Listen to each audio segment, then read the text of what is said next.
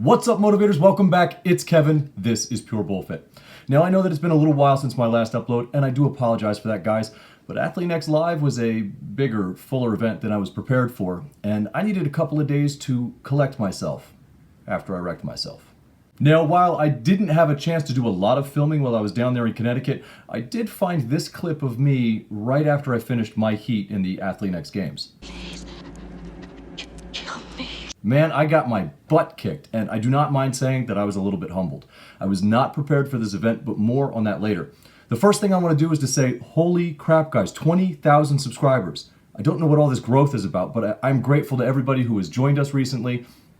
And I feel like giving away one little shirt like I did at 10,000 just isn't enough to say thank you. So here's what I'd like to do instead. All of the merch on the Teespring site is going to be marked down to the lowest possible value.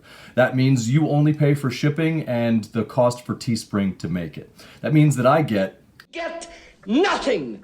You lose. Good day, sir. And I'm going to leave those prices in place for a full week from the upload of this video as a thank you to all of you who have decided to spend some of your precious time with little old me. Sure, that means I don't get a cent, but you know what? You bright-eyed sons of guns are worth it. So back to AthleanX Live. For those of you who have been following me for a while, none of you have been following me for a while. This channel has only been up for like 5 months. Then it should come as no surprise that it is a really weird feeling to be recognized in public for the channel. Sure, I get the Jason Momoa thing all the time out and about, but being recognized for my work here on YouTube, that was a surreal experience.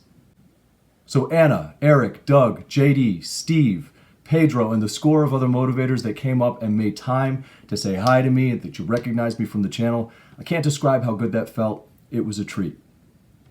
The event itself was amazing. The speakers were knowledgeable, enthusiastic, and accessible, and rubbing elbows with guys like KC, the One-Legged Monster, Chris Duffin of Kabuki Strength, Steve Cotter, the Kettlebell King, CT, It's Still Your Motherfucking Set Fletcher, and of course, the star of the show, Jesse. Who'd you think I was going to say, Jeff Cavalier? That guy called me small. It's not my fault he's some sort of genetic mutant. You see, rumors of his height are grossly inaccurate, as demonstrated by these photos here. Here you can see this half-giant with Hodor-like height dwarfs my 6'3" frame, but for a true example of his colossal stature, take a look at this. Here you can see Jeff absolutely towering over Alan Roberts, who claims to be 5'10", but clearly here appears to be no taller than 4'6" and 7/8". You might disagree with the man's training methodologies, but this is the real controversy. We will have the truth. In all seriousness, meeting Jeff was a great experience. He's not one of those people who is just as good as he is on camera. He's better.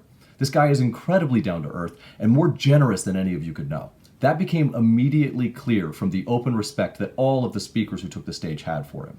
Each of them had a very personal story how he had positively affected their life or their career. And some of you don't want to hear that.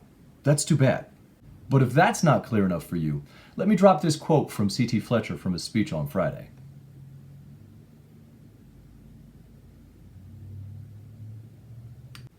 I think that about covers it right there. Now, on to the point of this video. I was not prepared. Sure, I had done some endurance training and some lactic threshold training and things like that, but I vastly underestimated the amount of work capacity that would be necessary to participate in the games. Fortunately for me, so did a lot of other people. Friday night was level 1 for all contestants, and only about 50% of us moved on. Fortunately, I did. And I did not make it out of level 2. But honestly, I knew I wasn't moving on to level 3 the moment they revealed the exercises for level 2. You see, we started off with an 18-inch cone hop, and a plyometric exercise like that, with the back issues that I've been dealing with, carries a really high risk of setting off some back spasms. See, a smart man would have taken a look at that and said, hey, there's an exercise that has a high probability of aggravating a condition I have, so maybe let's not do that. But I kept eyeballing the farmer's carry, an event I'm really good at, and I let the siren's call of iron lure me in. You see, those farmer's handles were allegedly only 106 pounds apiece, which is less than half the weight we trained with at East Coast, West Coast Strength and Conditioning.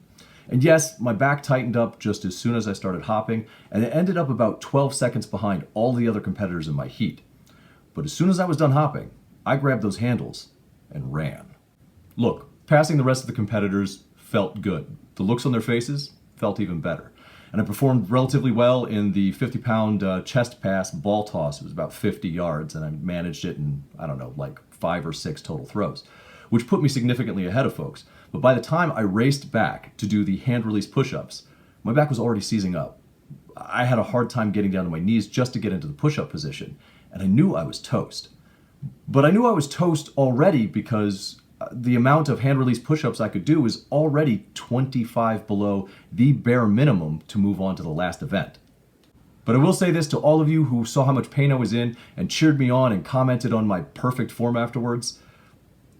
I have a confession to make. You see, my back was seized up from my hamstring to the base of my neck. I couldn't bend my torso if I wanted to. All I was able to do was push with my arms. Everything else just happened. I couldn't have floor fucked as everybody else was doing if I tried. I'm not a smart man. Needless to say, I did not move on, but I did manage to break my own personal record of hand release push-ups by about 4 reps. And as much as I'm on myself for not bowing out of the competition, and guys, seriously, as much as I'm hamming this up for entertainment value, if you're in pain or injured, do not put yourself at risk for some competition. Your health is more valuable than whatever accolades you'd get, so don't do that. I did get to strike one major item off of my bucket list. I got to hear C.T. Fletcher scream, "It's still your motherfucking set!" at me with his voice, in person. Made my whole weekend. We got to talk later, and I was afforded the opportunity to tell him how motivating I found him and his story. And he told me, "You kidding me? You motivated me. I saw you out there pushing past the pain. You motivated me." Now, my C.T. Fletcher impression is terrible. There's nobody out there like that man. But I can't tell you how much those words meant to me. I don't agree with his training philosophy. I do think there's such a thing as overtraining. And the experience that he had in life, his brushes with death, or, his pauses, as he likes to call them, have humbled him and have given him some great perspective. But that is a motivating man. You cannot help but be amped up in his presence. And while that was a high, it was not the only highlight of the weekend. On Thursday night, we had the opportunity to work with each of the speakers and coaches that would be presenting throughout the course of the weekend. And we learned an awful lot from each of them. But I have to say, hearing the words, "No, that looks good. Okay, just relax your shoulders." "Yeah, really good." Getting one correction from Chris Duffin, the patron saint of the deadlift, on my deadlift form was pretty damn satisfying. For real though, all these guys are incredible coaches, and I feel fortunate to have had any time with them whatsoever. Talking with Casey Mitchell and Steve Carosa about powerlifting was incredible. My conversations with Joe DeFranco and Steve Cotter were surprisingly cerebral, but spending time with these experts and extremely accomplished persons in their field wasn't even the best part. It was the people. The most surprising thing about all of this was the quality of the community. I told Jeff, "Man, I was pretty sure about you, but I wasn't sure about them. I wasn't sure what to expect about them." But what I saw this weekend were some of the most motivating, PR-shattering, leave it all on the field efforts that I've ever seen in my entire life. From average Joes like you and me. And I consider myself fortunate to now call some of these motivators my friends. Folks like my friend Anna here, who despite being 47 years old and a rookie to the AthleanX Games, took second in the women's division.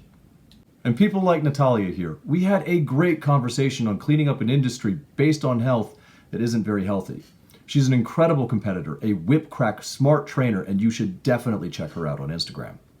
And then there's this motivator, my damn hero, Katie. This 90-pound monster blew my mind. Not only is she a bright ray of sunshine, she was also the hardest worker out there. This kid farmers carried nearly 2 times her body weight, and she refused to leave the field until she completed every last rep of the challenge. Her effort was such an inspiring sight that Casey Mitchell and Steve Carosa ran over to take their pictures with her and ask her if there was someplace they could follow her. They were immediate fans, and so am I. This little ballerina is a powerhouse. She's Mighty Mouse in the flesh. And she's going to change the world someday, a world that is not ready for her. And to you, Katie, I just want you to know that you are an awe-inspiring young woman and you motivate the hell out of me. Don't ever stop. This industry, this place, this world needs more people like you. The AthleanX Games was an amazing time, and I appreciate everyone and everything that made it possible for me to be there. I have to thank Jeff for having me, Jesse for laughing at my jokes, And Roger, you and your team are unsung heroes. Not nearly enough people know all the amazing things you do to pull off an event like that. So I just want to say right here and right now, thank you for all of your significant efforts. It was a great time. I can't wait to come back. All right, guys, that's it. That's my experience at AthleanX Live 2019. Future content will be moving back towards debunking the bull crap, providing you with actionable information so that you can live longer, better quality lives. It took a few days, but I am rested and recouped and ready to get back at it. So let's do it. And until I see you guys in the next video, go fit yourself. Yeah, baby.